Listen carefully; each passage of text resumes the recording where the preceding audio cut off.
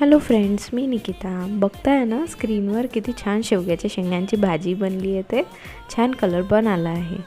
एवढ्या छान हिरव्या शेंगा आल्या होत्या मार्केटला, तर म्हटलं शेवग्याच्या शेंगांची भाजी बनवायला पाहिजे. तर भाजीसाठी कांदा, खोबरं आणि वाढलेल्या मिरचीचा मसाला बनवून घेतला.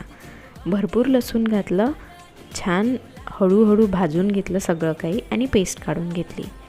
फोडणीमध्ये आपले बेसिक मसाले घातले आणि शेंगा धुवून फोडणीत घातल्या.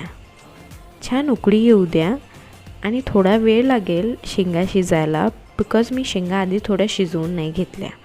तुम्ही मात्र आधी शेंगा बॉईल करून और तेलात थोडं शिजवून घेऊ शकता. एकदम छान झाली होती भाजी. तुम्ही पण ट्राय करून बघा आणि कॉमेंट सेक्शनला सांगा तुम्हाला आवडली की नाही ही रेसिपी ते. आणि हो, आत्तापर्यंत तुम्ही सर्वांनी दिलेल्या रिस्पॉन्स आणि सपोर्टसाठी खूप खूप धन्यवाद.